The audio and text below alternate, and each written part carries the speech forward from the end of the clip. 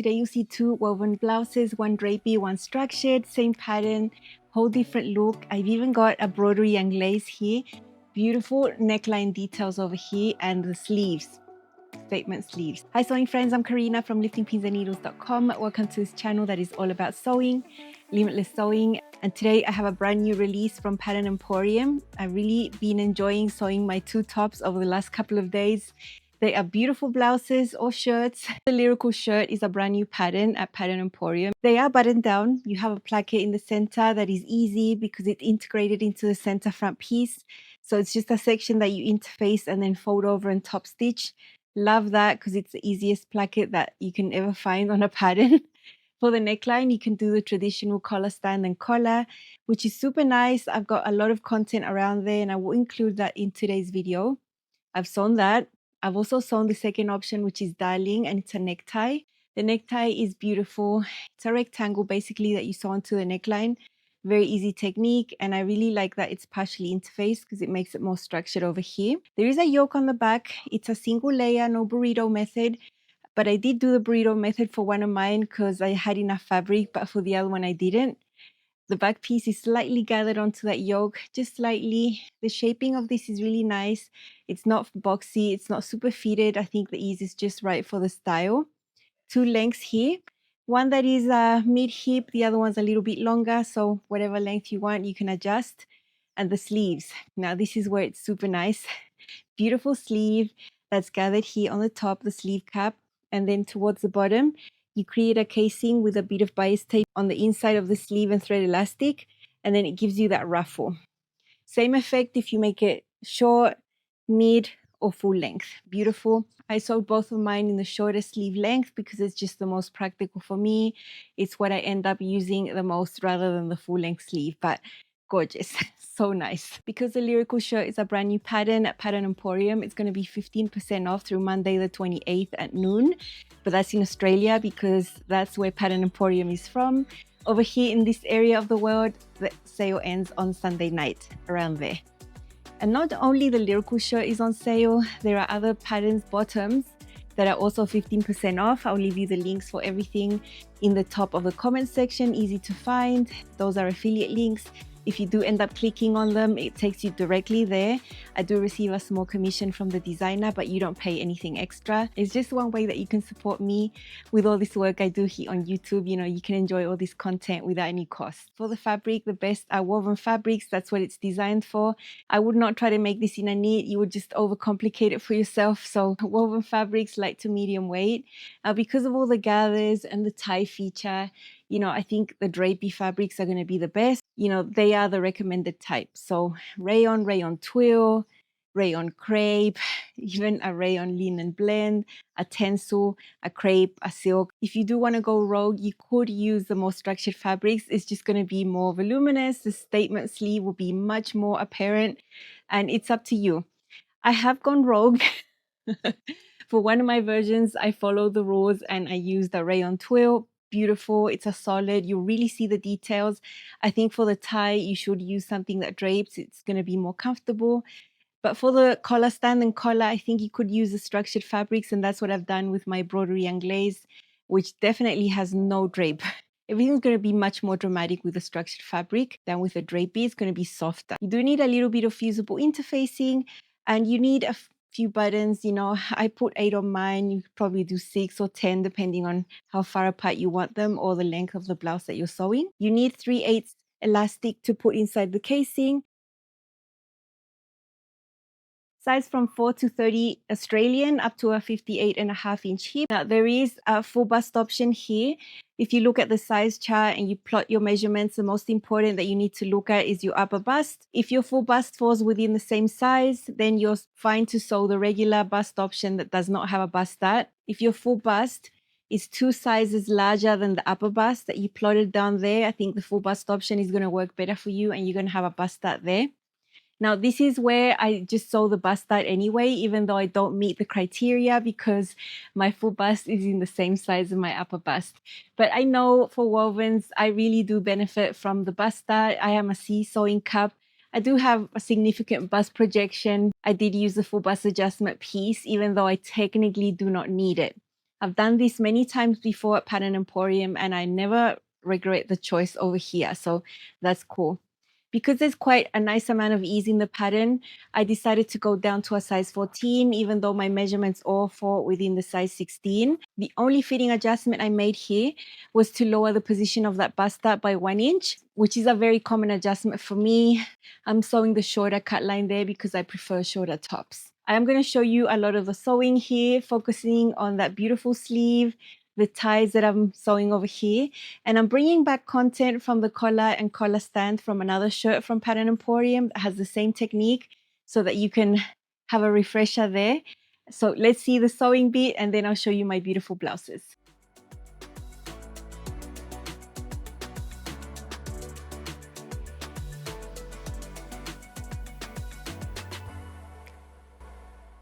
These are the pattern pieces for my version of the Lyrical shirt. This is the front. It's going to have a button placket that's integrated, so you don't need to sew on a separate piece. You just have to interface the center front right here. I'm doing a version with a bust dart right here. And then this is the back. It's cut on the fold. It's going to be gathered right there, so it's going to be wider than the bottom of the yoke piece. In the pattern, you just see one layer of the yoke, which makes the sewing easier. But I had enough fabric to cut two. So I'm going to burrito my seams right there and have the shoulders and that back seam enclosed. This is my big sleeve. I'm doing the shortest version. Along this area, there's a series of dashed lines that I've marked that we're going to use as a guide to sew on the casing on the inside that's going to have elastic. I already had this bias tape made up. I'm sewing the shortest sleeve. There's a 3/4 and a full length. And for the finish of the neckline, I'm doing the ties. So that's the long tie that you see right there. The center area is the interface. There's a separate piece for that and there's quite a few marks to put on there so that it turns out neatly. The other option is to do a collar and collar stand, but I'm doing the tie for this one. You basically cut a strip on the bias that's 1 3/8, and then when you use the 18mm or 3/4 inch bias tape maker, you end up with this width right here that is 18mm or 3/4 inch. And that's what's going to be sewn right here. It needs to be on the bias because you're not just sewing it straight across, it's going to follow a slight curve right there. Once we sew that on, we can thread the elastic and that's what forms that beautiful detail here. For this shirt, we do the sleeve first just to get it out of the way. Now I have gone with a chalk and slightly marked the curve that's there on the pattern. When you have the paper on top, there's these dashed lines. I just poked holes through those lines to make small marks. And then once I had my fabric, I just joined those little marks with my chalk. So I'm going to get my bias tape and align the bottom edge along the mark from here down like that. And that's how it's going to be sewn on the wrong side of the fabric. Make sure you've marked everything on the wrong side. You should see all your little notches up there to make sure you're on the wrong side. I'm going to pin this, hand baste it. This is another presser foot. This has an L on it. It's also a type of blind hem presser foot, but different. When you move this, it moves this edge in or out. So you can actually get whatever seam allowance you want, and it's really helpful. I've set it here to about 1/8 inch. And then with the presser foot, I'm going to sew on the edge both ways to make the casing for the elastic.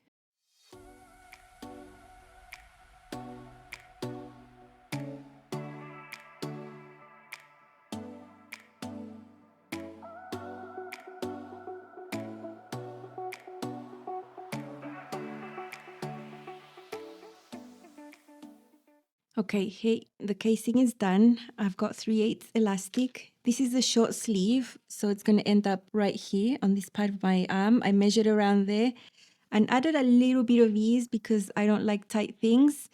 This is all personal preference. In the tutorial, it says measure there and take 3/8 out. I actually added 3/8 just because I want mine a little bit looser. In the end, you just have to be comfortable. So I'm going to use this safety pin and just thread this through. Once I've got the elastic on the edge of this side, I'm going to do a basting stitch there to hold it in place and then keep threading. I'm going to always check that my elastic doesn't twist while I'm pushing it through. I'm almost there. I don't want to lose it in there because then it would be really hard to remove it. So I'm going to put a pin to fix it and do a little basting stitch right there to hold it in place. This is all very easy to do. It's going to look amazing. It's just going to make the shirt that more special with this detail on the sleeve. Love it. Now that that's fixed in place, I'm going to keep pushing it through to the other side and fix the other side in place as well. There we are. I am going to pin it there so it doesn't get lost in the casing. So this is how it looks like on the right side. I think it looks really nice. It's going to look even nicer once I press it, give it a bit of steam. Now, I have already serged the bottom right there, ready to hem later. And I don't sew my sleeves in on the flat. The pattern has you sew them on the flat later. But I'm just going to fully complete them and then set them aside and then bring this back towards the very end. I'm going to set them on the round. So I'm going to get this seam sewn like any regular sleeve and serge. I have serged the edges of the sleeve separately and now I'm sewing this little seam. This would be the exact same thing if you're sewing longer sleeve versions. The casing, it would all be the same. This seam would just be a little bit longer. Now I'm doing the first of the rows of gathering from that second notch that we see from here to there. I'm going to do this close to the edge, long stitch length. And then I'm going to do the second row 1/2 inch from the edge. When I end up setting the sleeve, my seam is going to be at 3/8 and it will end up right in the middle of these 2 rows of gathering.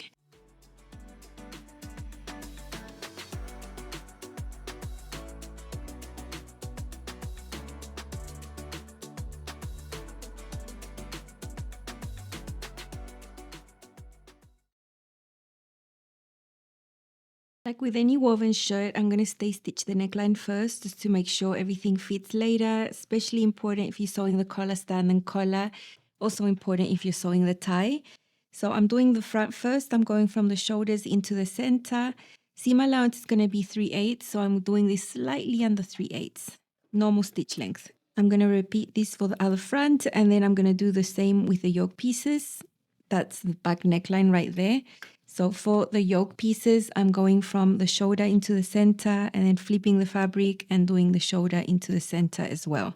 I've been working on the placket. It's very easy to do. I've already got it hand basted down, but if I open it up a little bit, you'll see that there was a section that's interfaced and it was interfaced all the way. So this first fold is 3/8.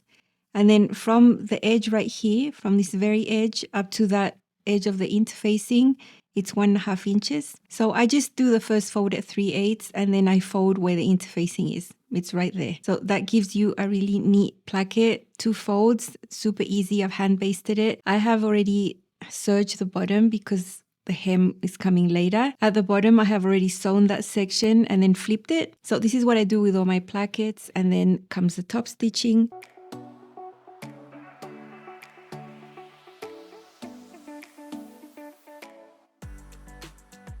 And then this can come flying off and we have the plackets ready. These are the easiest plackets you'll ever find on patterns. You don't have to sew on a separate pattern piece. It's just the same one, folded once by 3/8 and then folded again at the edge of the interface section there. Super easy. I've done some general steps that are quite simple to do. I've gathered the back piece onto the yoke. I've sewn the shoulder seams. Now, if you're just doing the single layer of the yoke, this is extremely easy. All you do is unite these seams right there, press it all. It would look the same. It's just that I've got a second layer of the yoke. I did a burrito method. I've got a whole video on yokes and burrito methods that I'll link for you to see. This is how the thumbnail looks. And in the description, I'll write what minute you can go to see what I did over here. Because what I enclosed first was the back, and then I enclosed the shoulders for this one. I do have some bust studs here because I'm doing the full bust option for the front. Another thing I've done is serge all the edges so then I can sew the side seams later and I don't have to worry about that. The placket is done. Up to this stage, we can take our blouse and put it aside, and now I'm going to assemble the tie. This is the tie right here. It's pretty long. A section of it in the center is interfaced, the rest isn't. This is just going to drape. But this is an area that's going to be sewn onto the neckline. That's why it needs that structure. You might be able to see all the little marks. This is the center back. This is going to match the shoulder seams, a little yellow dot there. And then this is going to match the front edge where the placket is. And we have that same on the other side. So basically, I'm going to choose one side. It doesn't really matter if this one or this one. But from this point to that point there, I'm going to do a guide stitch at 3/8 of an inch right there. And I'm going to press that in so it's ready for later. After doing that guide stitch and folding this up, we're going to sew from these points down to here. So we're going to be folding the tie and sewing from that little dot over here and then closing it up and flipping it. And then we're going to have this center area open. Here I'm doing the guide stitch for the section that I'm going to fold away later. It's much easier to do the guide stitch and base yourself on the metal plate so you can get an accurate seam allowance, which is 3/8. I don't really want to eyeball that at the iron when I press this up. Okay, here is the edge where I did the guide stitch. I've pressed it in by 3/8. I've removed that guide stitch, so that's ready to go. The other side's plain. And then I folded the tie right sides together, and I'm going to sew up to that mark here, starting from this other side across like that and finishing there, leaving all of this middle area open, and then starting again from that mark across to the other side of the tie, 3/8 seam allowance. Here I'm sewing 1/2 of the tie from the tip here where I have a little corner. Then I'm going straight across to the first mark, reinforcing, cutting my thread, skipping all the section that's going to be sewn onto the neckline, and then starting again at the mark, just a little below where the interfacing was placed. Going all the way down and then doing the next corner.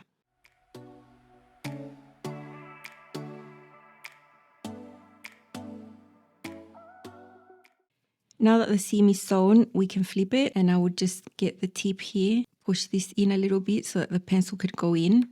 This is very blunt, and then you would start pushing it against the pencil like this. This is easy as well. And you're going to get to this open area of the tie. You can actually pull out that pencil and just push the tie through.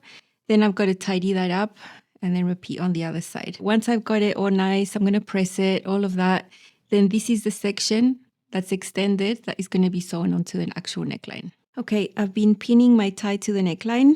So I've got the tie right sides together with the neckline. I started at the center back, which is right there with that marquise. I had the mark on the yoke here. Then this next mark matches the shoulder seam exactly. And then we get to this part. Now we have that fold right there because we've already sewn part of that. So I'm not going to be able to sew right up to the edge, maybe 1/4 inch from the edge of the placket, but then I'll catch it when I sew this other part of the tie. So that's okay. Same as over here. I'll go as close as I can, and we're going to go ahead and sew this with 3/8 seam allowance. I have the tie on the top and the neckline on the bottom.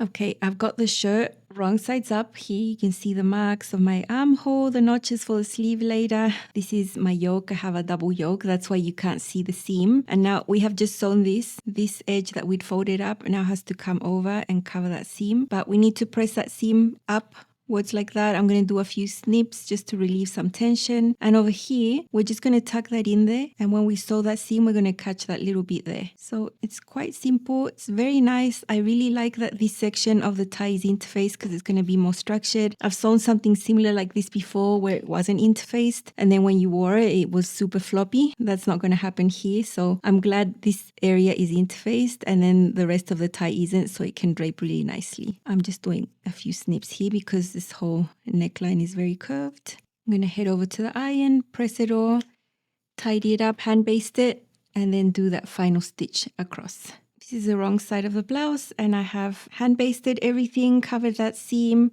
Now it's the same thing I would do if I was going to sew this by machine, but while I was hand basting this, I thought, why don't I just sew it by hand? It's going to be super invisible, super clean. And yeah, I'm going to take the time. It's not that much. It's just from here to there. And I'm going to slip stitch really invisibly into that fold. And then when I do my slip stitching, I'm going to actually grab onto that seam right there, onto the stitches that we have there instead of onto the blouse. So that's how I'm going to do it. And I'm going to get this done. Totally optional, of course. I think with a machine, you would be done in like 20 seconds. And by hand, this is going to take me at least 10 to 15 minutes, but I'm not going to regret it. I have sewn the side seam here. I have also hand basted my hem for the last step. I have put one of my sleeves inside the armhole, right sides together, matching up the side seam with the seam of the sleeve. I've got these seams pressed open like that, and then matching up the single notch of the sleeve with the armhole, double notch over here, and then gathering the rest of the sleeve cup there. It's a nice amount of gathers. It's going to be nice and puffy. Whenever I have a sleeve with gathers, I sew with the sleeve on the top and the armhole on the bottom. so I can see what I'm doing and I can have the presser foot going on top of the gathers. If this was a sleeve that you had to ease in, then I would sew like this with the armhole on top and the sleeve on the bottom. But since the gathers are supposed to be here, I'm going to sew it like that, right here on the top.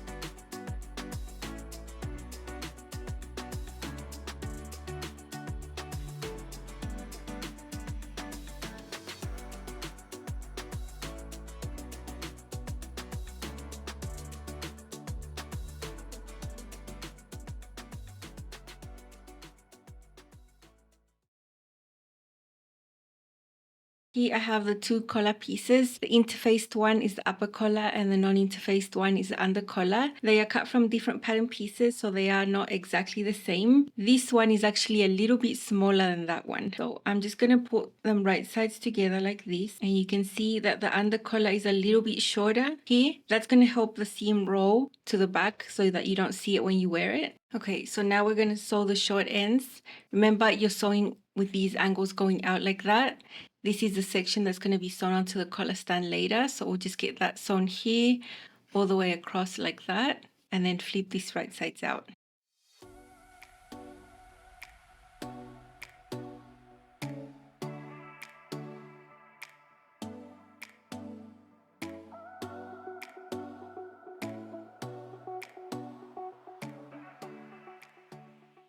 Here on the corners, I'm just going to trim the seam allowance a little smaller. And you can see I've got intersections there instead of pivoting. I'm going to fold the seam allowances towards the under collar, the one that's not interfaced, like this and like that. I'm going to hold it firm and flip it. That looks nice. And over here as well.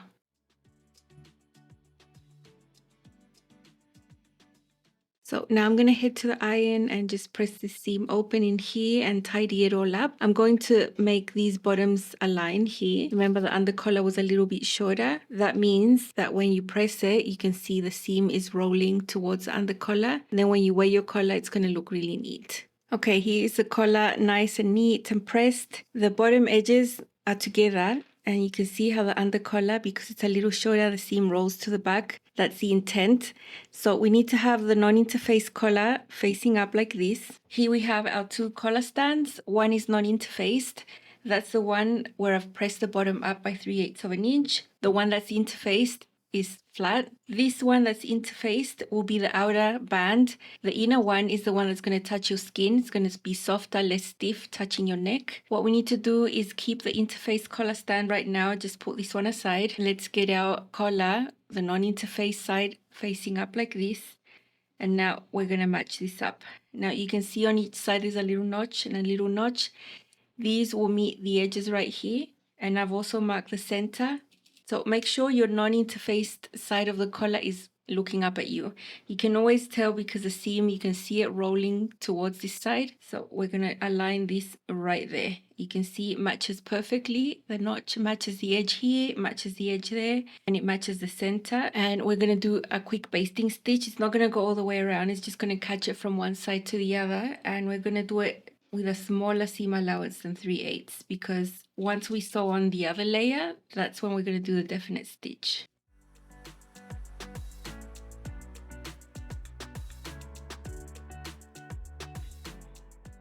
There we have the first layer sewn. Now I'm going to flip it to the other side and I'm going to get the non-interface collar stand and align it here. It has the same shape and we're going to keep that edge folded just as it is like that.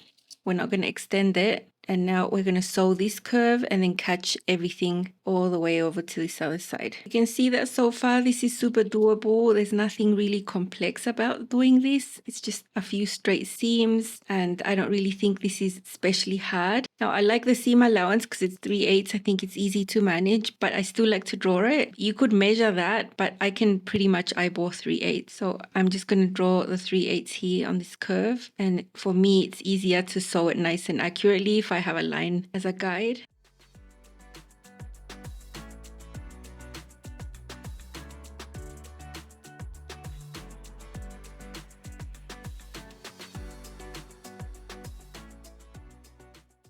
I really love how this little unit looks. I think it looks really neat. Drawing the seam allowance definitely helped make it neater. So I'm going to reduce some bulk and cut away some seam allowance on this area. I don't want to leave all that in there. Just cutting it away a little bit. I'm going to cut some notches away from the curve to also reduce bulk. So basically cutting out little triangles, notches effectively, like that. That's how that looks. The other side too.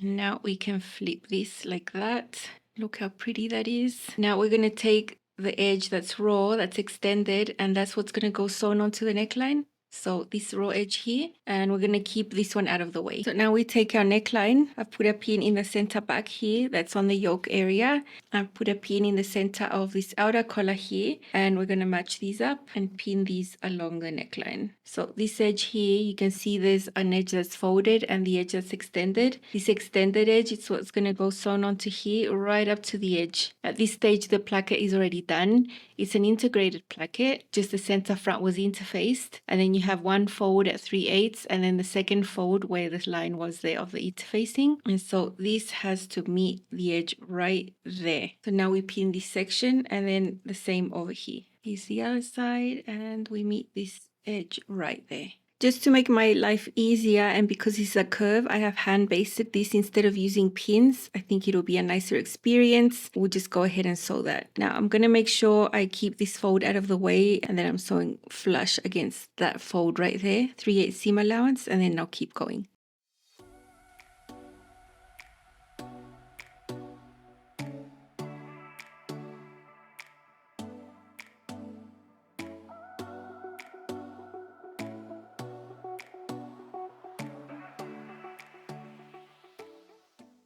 Here we can see the seam has just been done. Now I am going to snip here because it is quite curved. I'm going to go over to the iron and press the seam allowance up that way. And this layer that we pressed previously is going to come over and cover this. So that is how we finish the collar after everything's been tidied up. This, we tuck it in under there, then we sew across and the collar will be done. I'm being super discreet with my top stitching. I have a pretty busy fabric and it presses really well. So I didn't feel the need to top stitch around here or do top stitching or too much top stitching. So I think I'm just going to top stitch across. I'm not going to go over this side like that. Okay, so there is the inner collar, hand basted along the edge here. It's covering the seam, and now I'm just going to go ahead and top stitch along the bottom. It depends, you know, if you're working with a solid and you really want to top stitch more. I've done this with other colors. I top stitch this layer also. So I go all the way around like that. I don't want to have all that top stitching on this print, so I think that will suffice.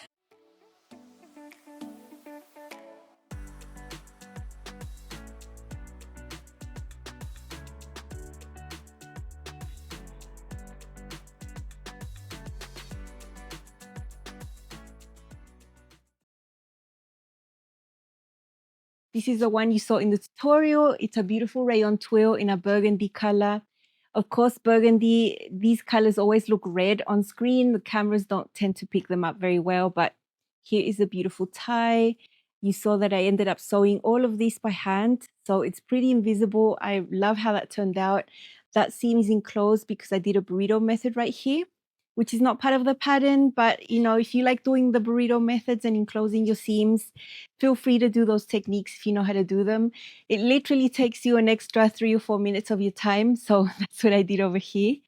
Beautiful sleeves gathered over here. I love that. This one is a short sleeve all gathered there. Contrast casing with that binding. Beautiful, it matches. Looks pretty on the inside, although no one's ever going to see that. My buttons are 6 centimeters apart, which is 2 3/8. Nice distance for me. This one right here is at my bust height, so it's not going to gape ever. And at the back, we have that beautiful gentle gather feature. Lovely, nice curved hem. I did sew my hems with the machine and it turned out beautiful. I love how this looks. The tie is darling. Let's see it on. This is my first Lyrical shirt from Pattern Emporium. I used a burgundy rayon twill. Got it paired with some ready-to-wear jeans. I've sewn a straight size 14 Australian, one size down from my actual size, which is 16. I've got the shortest length available. You can see the hem is slightly curved. There's that really nice amount of ease, even though I sized one size down. I love that bust dart. I had to lower it by an inch. I use a full bust option here. Here is the neckline. In this case, I've sewn the ties. Very nice. You can just tie them up. I don't do the bow situation, but you can do bows if you want. Check out this yoke at the back. The back is slightly gathered in there. So pretty. And then the sleeves, amazing. Beautiful gathering on the sleeve cap. And then at the bottom, we have a casing on the wrong side of the sleeve with elastic that creates a beautiful ruffle look. This is a look at the tie up closer. It's a very nice, easy technique. The placket is integrated onto the front piece, so it's very easy. And it's a lovely, lovely blouse. I really, really enjoyed sewing it. It was very fun construction. The details are so delicate and feminine. Absolutely love it. Here I've paired it with a navy blue skirt. I have dressed myself in the dark, so my skirt's a little bit crooked, but never mind. I really like the silhouette here, that the skirt has a bit of a flare down the bottom, but it's still fitted at the waist and hips. I wouldn't want to tuck it in. I think it goes beautifully, the burgundy and the navy. It's a really fun look. You know, you can sew longer sleeves if you want. I've got the short sleeve because it's just hot here most of the year, so this is what I usually would find more useful for me. And it's so beautiful. Just see for yourself. Here I've got it paired with my symphony skirt, also from Pattern Emporium. I made this one just a little while ago with panels and stripy knit. Also fitted at the waist and hips, but then it flares out, matches the silhouette of the sleeves. Beautiful. It's a really nice balanced outfit. Again, no need to tuck in. There is a longer cut line for the shirt if you want it longer, but this is perfect for me at the high hip. I wouldn't want it any longer than this. Super happy. What an amazing statement sleeve and beautiful neckline here. So nice. A little while ago, I showed you all my collection of broderie anglaise fabrics. They are 100% cotton. Some of them are just in one color and others were two. I chose one of those ones that have two colors just because I had the right amount. Again, even if I wanted to make the long sleeve, it was not going to fit here. I used up to every single tiny bit of this fabric to make this one. So black background, beige embroidery. Super structured. I thought the tie would not work well with the structured fabric. It would just look very strange. So I kept it traditional with the collar stand and collar, which was extremely easy to do. I also sewed this in by hand just to make it super neat. I didn't do any extra top stitching on the collar. You know, when you do broderie anglaise, you have to make sure you have interfacing that matches. Of course, if it's a black background, the black interfacing is going to blend in there. That's why I really wanted to sew another one of these that I had with a red background with the beige embroidery, but I didn't have any red interfacing, and then you would have seen the interfacing through the openings. So think about that. I have really discreet buttons here. They blend in. I didn't want them to be a feature in this blouse because the embroidery is the feature. I have the same type of sleeve. This time I used store-bought satin bias tape that I have by bulk. I've had this for years and it worked out really well. It was really easy, saved me a lot of time. I also kept the scallops of the selvage of the broderie anglaise because then I don't have to hem. I did the same at the bottom, which meant I had to straighten out everything. So the sleeves might look a little longer here in this inner area, same as the hem. It's going to look totally straight. This has a single layer of the yoke and it's slightly gathered there. All the same. So nice. I love sewing the second version, which is super relaxing. It usually is when I sew the second one after I've already filmed the tutorial. It's so enjoyable. It's just so an enjoy. I love it. Here is my second Lyrical shirt. The best fabrics for the Lyrical shirt are drapey fabrics because of all that. I've gone a little bit rogue, this time in a very, very structured cotton broderie anglaise. There's zero drape here, but you can see the fit is still lovely. You know, it's not oversized, it's not boxy. I think it's perfect. In this case, I use the scallops from the fabric that are along the selvage, so I didn't have to hem. I did the same with the bottom of the sleeves, and I've got the collar stand and collar that made much more sense for the structured fabric. The sleeves really shine with the structure of this fabric. You know, the gathers look so much more poofy and beautiful, and I think it's just marvelous. I've straightened out all my hems to keep the scallops. I really enjoyed the collar stand and collar. Always a lovely technique that I love doing, and it's not hard to do. The bust dart as well gives you amazing shaping on the side with a full bust option. I think this top really dresses up these jeans.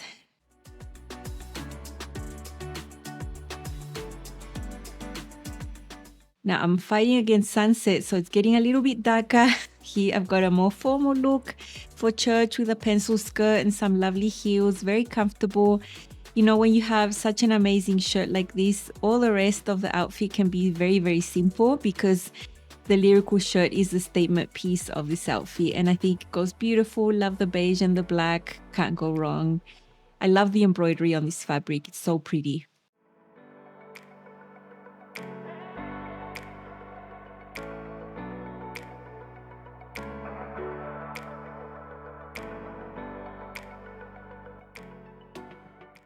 Love sewing these. Hope you take the plunge and sew yourself some beautiful shirts. Love this detail. I mean, I wish I just had more time to sew many of them because I think it's so chic, so beautiful. Yeah, this one's amazing as well. It's like a statement shirt. The sleeves are amazing. And they're a nice challenge. If you haven't sewn yourself something like this, you'll be able to do it. The instructions are amazing. And I hope the tutorials are useful as well so you can see some visuals. And don't be scared of collars and collar stands, you know. You're never going to find them easy until you've sewn many of them.